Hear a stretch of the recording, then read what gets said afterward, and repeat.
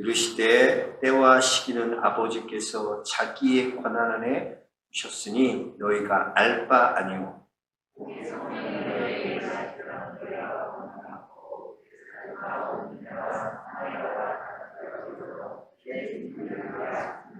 이 말씀을 마치시고 그들이 보는데 올려가져 가시니 구름이 그를 가려 보이지 않게 하더라.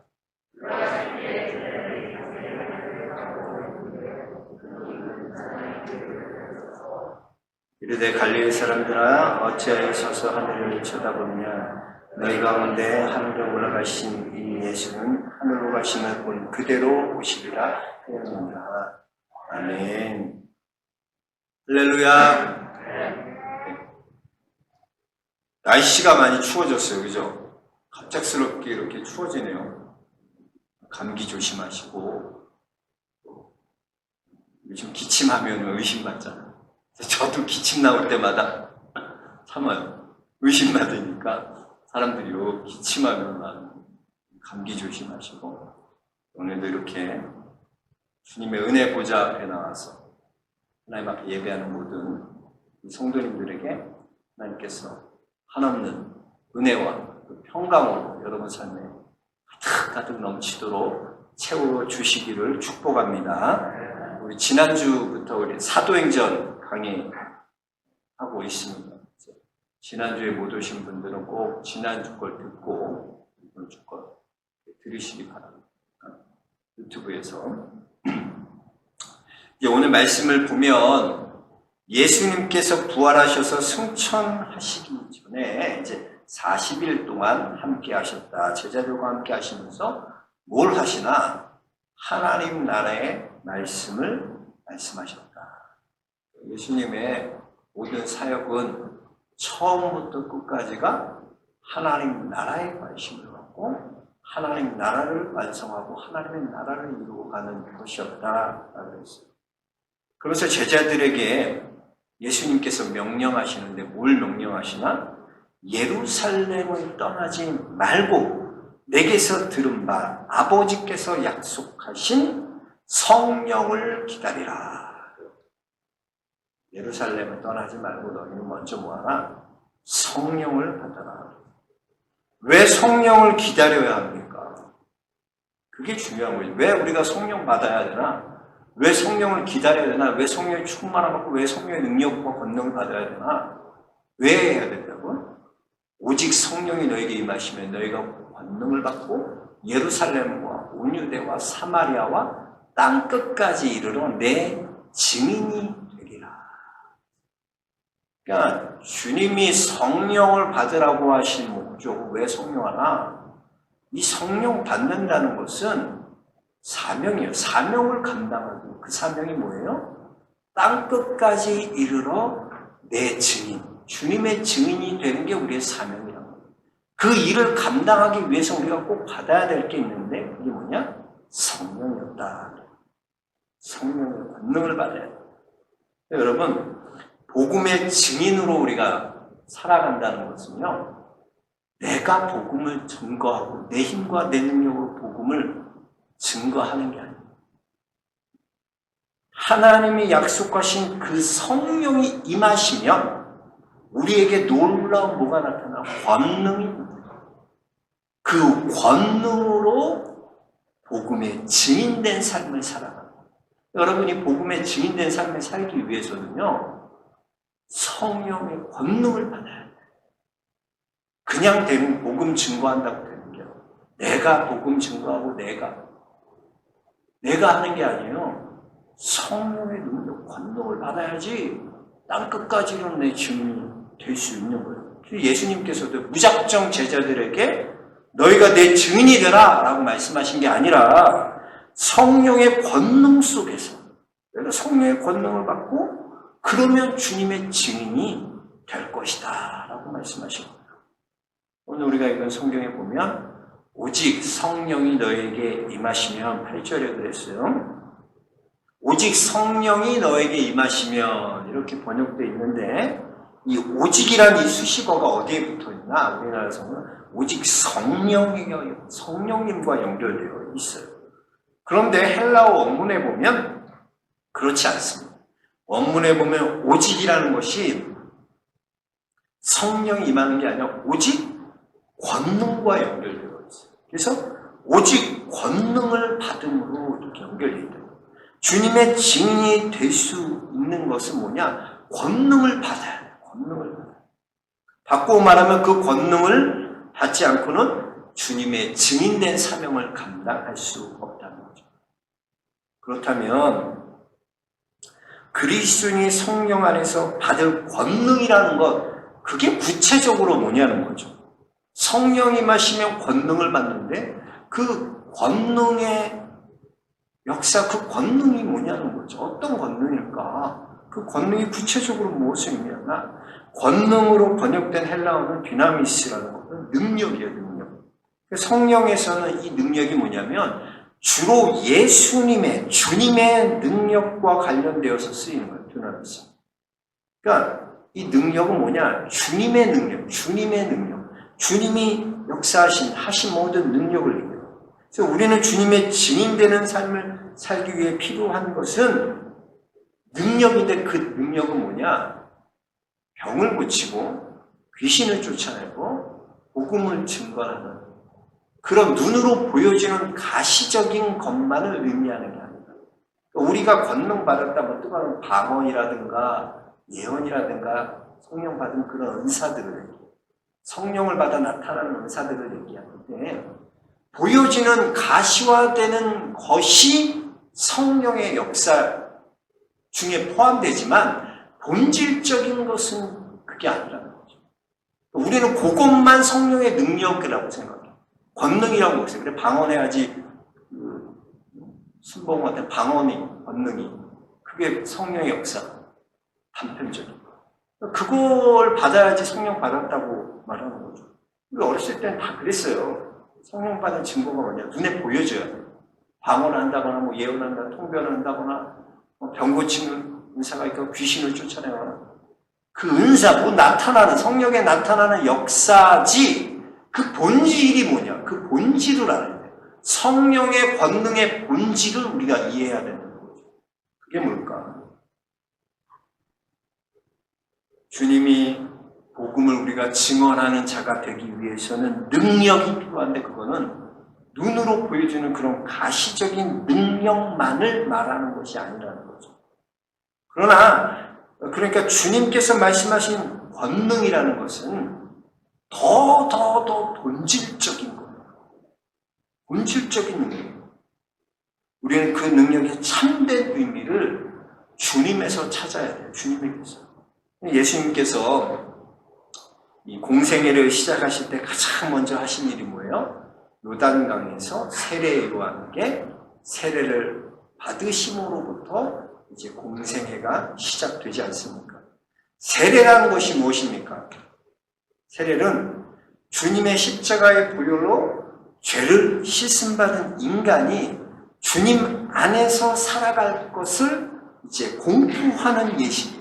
그러니까 나는 이전에는 내가 세상으로 살았던, 세상의 것으로 살았던 세상의 사람이었지만 이제는 나는 주님으로 사는 존재가 되었습니다. 라고 공포하는 게 세례죠.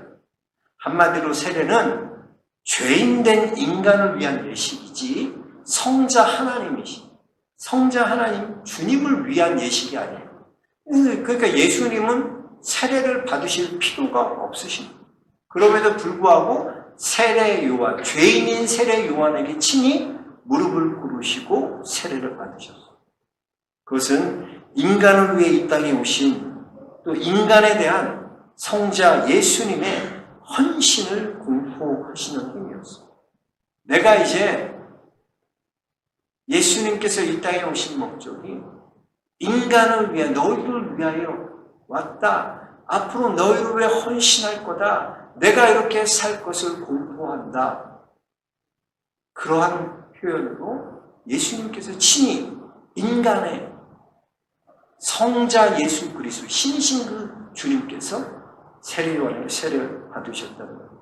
예수님이 인간의 육신을 입고 이 땅에 오셨어요. 그 자체가 인간에 대한 하나님의 사랑, 헌신, 신이 인간이 된다는 것 자체가 하나님이 이 땅에 성육신하신 것 자체가 인간의 그런 인간을 위한 하나님의 헌신과 섬김을 보여주시는 것이죠. 그래서 인간을 사랑하고 섬기시는 그것이 하나님의 목적, 하나님의 헌신이셨어요. 그 모든 것은 하나님의 헌신이 아니고는 상상조차 할 수 없는 일이었던 것입니다.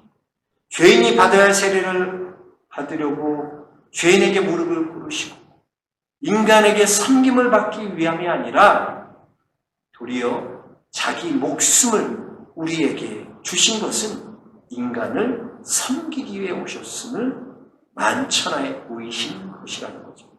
마태복음 3장 16절에 의하면 그 헌신의 세례를 받으신 직후에 하늘로부터 성령님이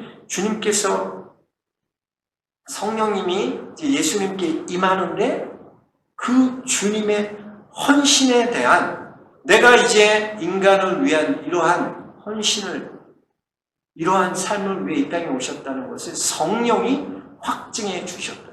이는 내 사랑하는 아들이 내 기뻐하는 자. 성령이 피가 골개같이 임하면서 확증해 주셨다. 그리고 주님께서 오늘 본문을 통해서 성령님으로부터의 권능을 받은 사람이 주님의 증인된 삶을 살 수 있다고 밝히는 것은 그 본질이 바로 인간을 향한 예수 그리스도의 헌신과 섬김의 능력을 말씀하고 있다는 것이죠. 그래서 우리는 성령의 권능의 본질이 뭔가 그 본질적인 나타나는 현상이 아니라 그 본질을 우리가 봐야 된다는 거예요. 너무 눈에 보여지는 가시적인 것만으로 성령의 역사가 아니라 예수님께서 병 고치고 귀신 쫓아내고 하나님의 복음을 전하고 그 모든 것은 뭐예요? 하나님 나라, 인간에게 향하신 헌신하기 위해 그를 죽기까지 사랑하여 섬기기 오신 그 예수님의 그 헌신, 그것이 본질이었다는 것이죠. 그래서 아무리 눈에 보여지는 어떤 능력이 나타난다고 해도 사랑이 없이는 울리는 꽹과리가 난다. 그 본질이 뭔가? 여러분이 아무리 방언을 하고 아무리 귀신을 쫓아내고 아무리 놀라운 능력을 행해도 본질이 뭔지, 왜 이걸 해야 되는가에 대한 물음이 없이 나타나는 것은 그것은 그냥 자기의 만족과 자랑을 나타내는 것일 뿐이에요. 예수님이 왜 이렇게 성령을 받으라고 본질적인 것을 말씀하시는지는 우리가 그것을 알고 또 그것을 배우고 그것을 따라가야 합니다. 성령이 임하시면 너희가 권능을 받는데 그 권능의 본질이 뭐냐? 예수님 같이 섬기는, 예수님처럼 우리가 살아가는 거예요. 예수님처럼 인간을 향하여 섬기고 죽기까지 순종하신 그 모습대로 나 또한 이제 그 성령의 임함으로 말미암아 그러한 삶을 살게 되는 놀라운 사람으로 변화되는 것입니다. 그래서 이번에 뉴스 보니까 참 스포츠계에 아주 참 안타까운 뉴스, 요즘 학폭 때문에 아주 문제가 많잖아요. 연예인도 그렇고, 이번에 배구 선수들 아주 얼마나 잘해요. 쌍둥이 아주 예쁘장하게 생긴 쌍둥이. 우리나라 최고의 기량을 갖고 있는 선수들이 학폭에 연루돼가지고 지금 아주 국가대표도 자격도 무기한 정치되고 게임도 뛸 수 없는 상황까지 처해졌어요. 그들의 기능적인 모습을 보면 놀랍죠. 연봉 탑5 안에 드는 선수들이 있고, 그리고 국가대표에 없으면 안 돼요. 그래서 요즘 보니까 흥국생명이 계속 4연패 계속 지더라고요. 안 되더라고요. 아주 기량적으로는 굉장히 뛰어나요. 능력이 뛰어나요. 배구 선수는 배구만 잘하면 된다고 생각합니다. 그게 아니라 사실은 그 안에 본질적인 인간으로서의 본질적인 것이 굉장히 미흡했고 본질적인 것이 다듬어지지 않은 상태에서 그런 인기와 부를 누리기 때문에 또 문제가 일어난 것이라고 볼 수 있습니다. 눈으로 보여지는 것, 그 목적이 뭐냐? 그래서 그 고린도전서 13장 사랑장은요, 그 본질적인 걸 말해요. 사랑이 어떤 거예요? 그 모든 것, 방언하고 우리가 또 성령의 은사로 병을 고치고 모든 은사에 나타나는 그 본질이 뭐냐? 사랑이 없이나 예수님께서 이 땅에 오셔서 인간을 사랑하신 그 사랑, 인간을 향해 죽기까지 자기 몸을 다 하는 사랑, 그 본질이, 그게 우리의 본질이 돼야 돼요. 그게 바뀌어져야 돼요. 자꾸 문제는 뭐냐?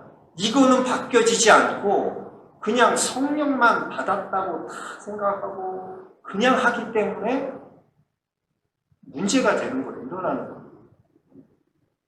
여러분이 그 성령의 권능이라는 것에 대해서 임하는 거에 대해서 어떤 방언하고 이런 것만 생각하는 게 아니라 예수 그리스도의 본질을 여러분이 먼저 해보게요.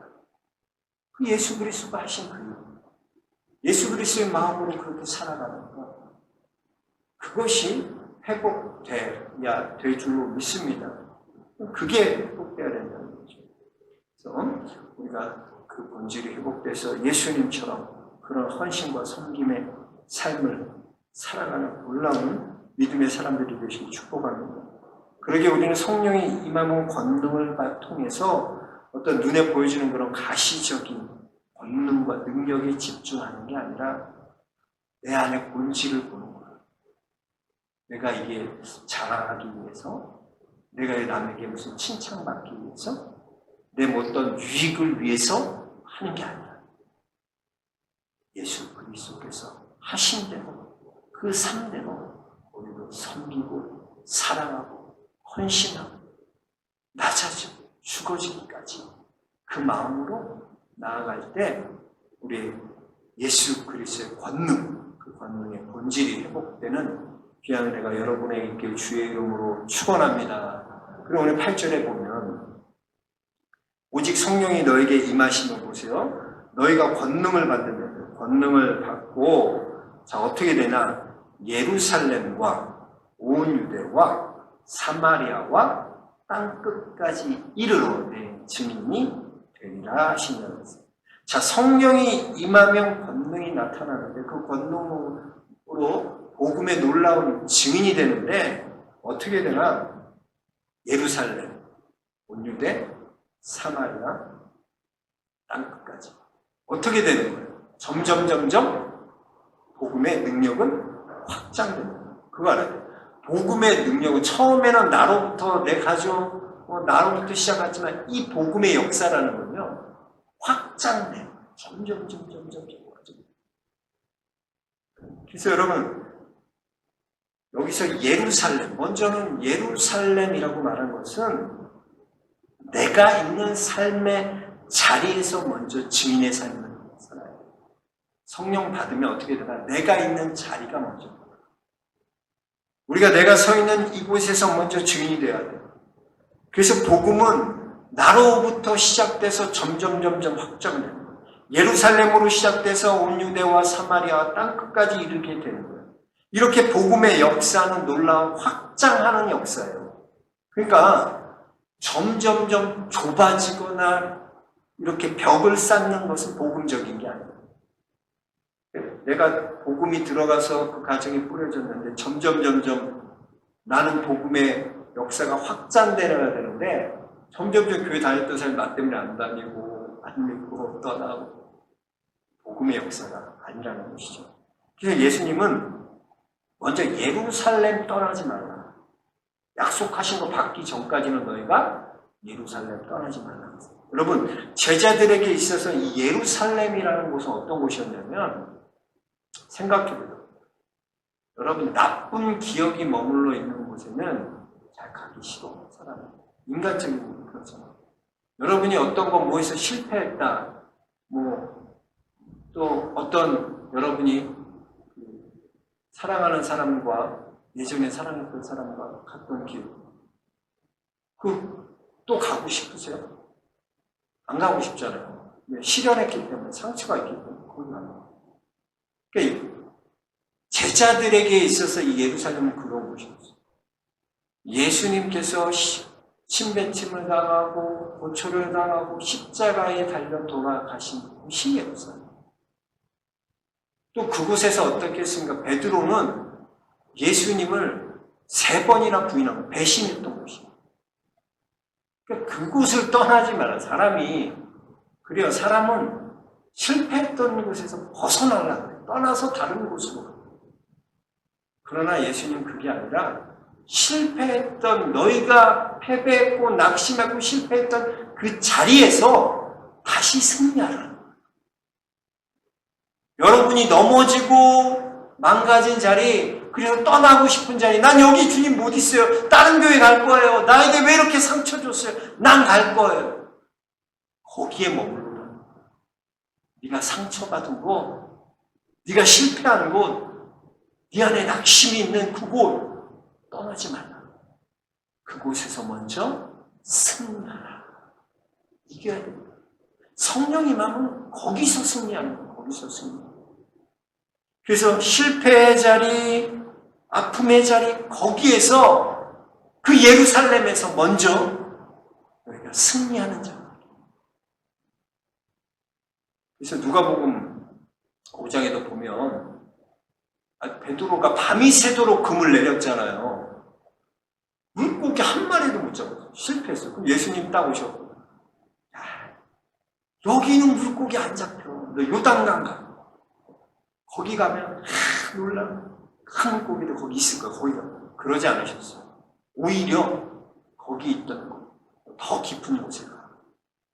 깊은 곳에는 물고기가 나타나지 않죠. 그러나 그 갈릴리바가 더 깊은 곳에서 그물을 내리게 하셔서 그물이 찢어질 정도로 많은 물고기를 잡았어요. 그러니까 실패했던 자기 생각으로 나는 실패했어 라고 생각했던 생각이 예수님을 통해서 이제는 그가 어떻게 해요? 나는 물고기 잘 잡는 승리자가 되었어. 그러고 나서 예수님 뭐라고 해요? 이제는 우리가 사람을 낳는 어부가 되게 하리라. 그 다음에 승리한 다음에 부르신 제자. 구약에도 보면요, 보세요. 아브라함이 기근이 왔잖아요. 가나안 떠나지 말라 그랬는데 기근이 오니까 애굽으로 내려갔어요. 하나님 명령을 어기고 애굽으로 내려가. 그래, 애굽으로 내려가니까 어때요? 애굽으로 내려가면 잘 먹고 잘 살고 잘 될 줄 알았는데 가니까 자기 아내를 노예로 속이고 믿음의 사람으로서 자기 목숨 위해서 아내를 속이고 너무나 부끄러운, 믿음의 사람으로 부끄러운 그런 경험을 하게 돼요. 믿음 없는 자처럼 되게 돼요. 그러나 이삭은 보세요. 이삭은 어때요? 이삭도 기근이 와요. 근데 이삭은 애굽으로 내려가려다 그랄에 머물러요. 그랄에 머물러요. 그러니까 어때요? 실패의 자리, 그 자리, 기근의 자리, 그 자리에 있는 거예요. 그랬더니 너 우물 파봐.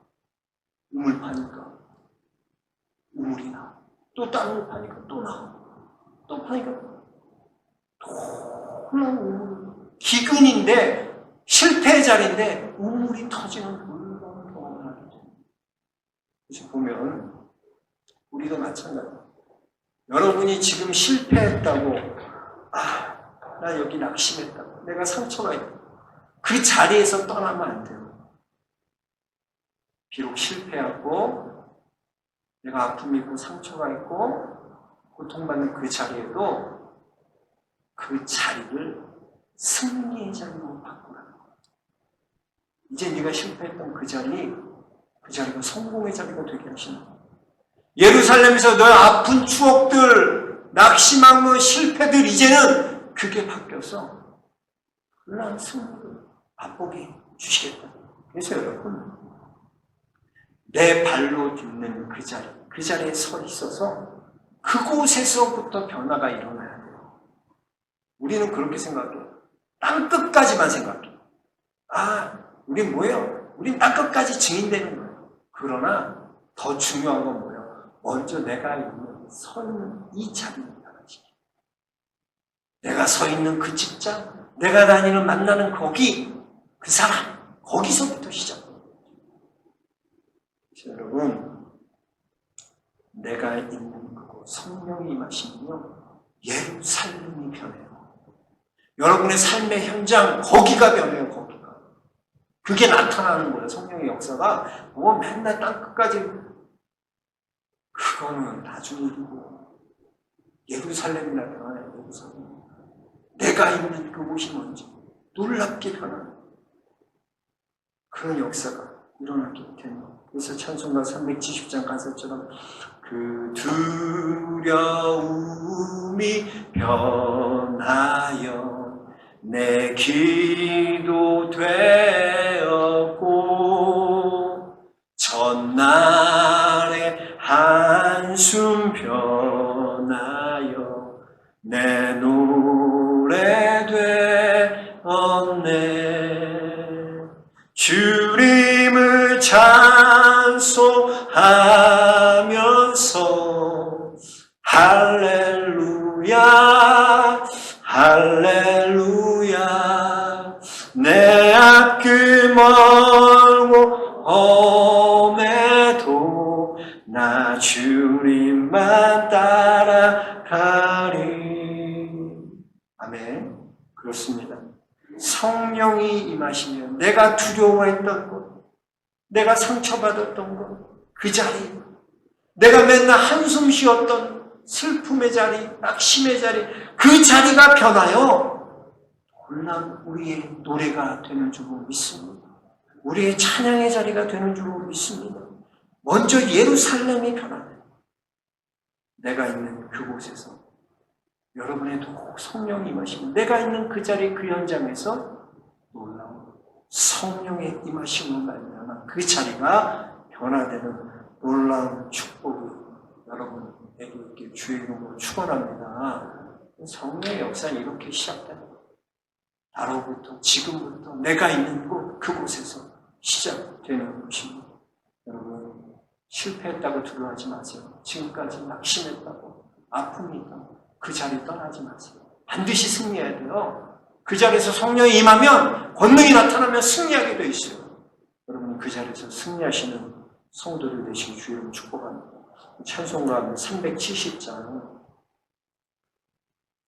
찬송가 370장 같이 찬송하겠습니다.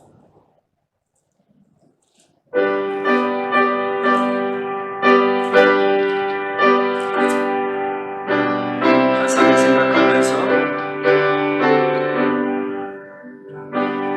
주 안에 있는 나에게 딴 의심이 있으랴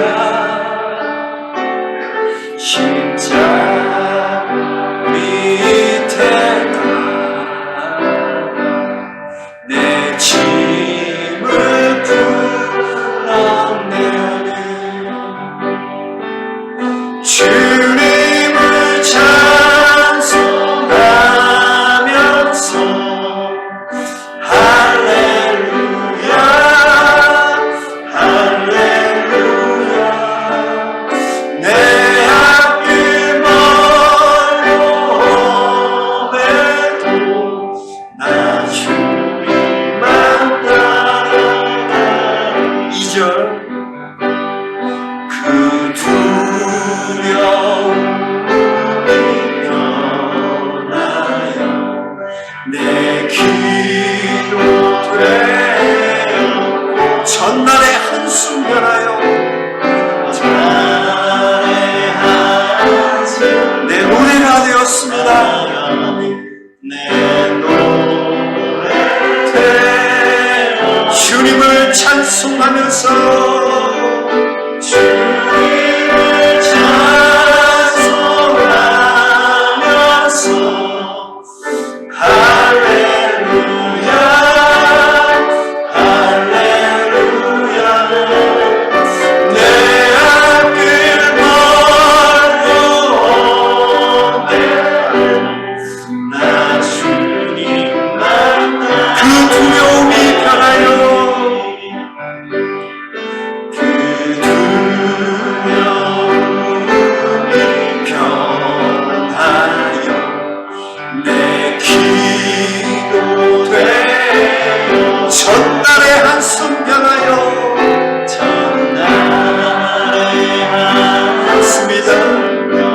내 노래가 됩니다.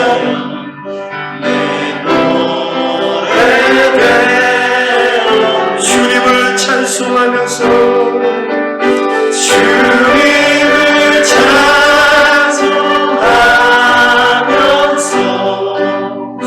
할렐루야 할렐루야 내 앞길 멀고 험해도 나 주님만 따라가리. 우리 한번 같이 기도하겠습니다. 그렇습니다. 그 두려움이 떠나요 우리의 기도가 됩니다. 전날에 한숨 짓던 곳, 낙심했던 곳, 실패했던 그 자리 주님 날 떠나지 않겠습니다. 내가 상처받았던 아파있던 그 자리 반드시 성령이 임하시면 권능이 임하면 예루살렘이 변화될 줄로 믿습니다. 우리가 있는 삶의 자리가 변화될 줄로 믿습니다. 하나님 성령이여 내가 있는 삶의 자리 서 있는 그곳이 변화되게 하여 주시옵소서. 다 같이 기도하겠습니다. 주여 아버지 하나님 하나님 하나님 하나님 우리를 깨닫게 하시고 하게 하시고 주여 하나님 믿습니다 믿습니다. 주여 성령이여 성령이여 우리에게 주옵소서. 주님 우리 성령이 너에게 하시는 권능을 받고 예루살렘과 언니네가 소만이오고 땅국에 있는 내 주인들이여 주여 그렇습니다. 하나님 내가 쓰는 실패의 자리 아픔의 자리 배신의 자리 낙심의 자리 슬픔과 절망의 자리 주여 그 자리에서 승리할 줄로 믿습니다. 그 자리가 변화될 줄로 믿습니다. 하나님에게 승리를 주시는 하나님 그 자리가 변하여 너를 찬송이 되게 하시고 그 자리에 말라서 우리 신앙이 고백이 되게 하여 주시옵소서. 믿습니다 믿습니다. 하나님 역사하여 주옵소서 역사하여 주옵소서 역사하여 주옵소서 역사하여 주옵소서. 주의 권능이 주의 권능이 주의 권능이 주의 능력이 주의 능력이 우리에게 강의하시고 주의 권능이 우리에게 강의하시고 주의 권능이 역사하여 주옵소서. 믿습니다 믿습니다 믿습니다. 성령님이여 성령님이여 하나님 하나님 능력마다 하나님 맛보아 주옵소서. 우리가 성령의 본질을 보게 하시고 하나님 예수 그리스도와 같이 그 마음으로 섬김으로 따라가게 하시고 하나님 우리가 나타내는 모든 자만과 교만이 아니라 주의 영광을 나타내게 하여 주옵소서. 나타내게 하여 주옵소서. 주여 믿습니다 믿습니다 믿습니다. 주여 믿습니다 믿습니다 믿습니다. 하나님 역사하여 주옵소서. 우리 오늘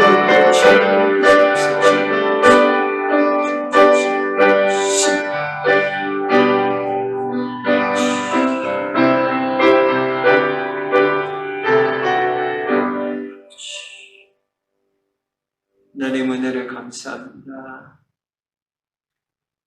오직 성령이 너에게 임하시면 너희가 권능을 받고 우리가 예수님처럼 예수님이 사신 것처럼 우리 또한 그 본질을 회복하는 자들 되게 하여 주옵소서.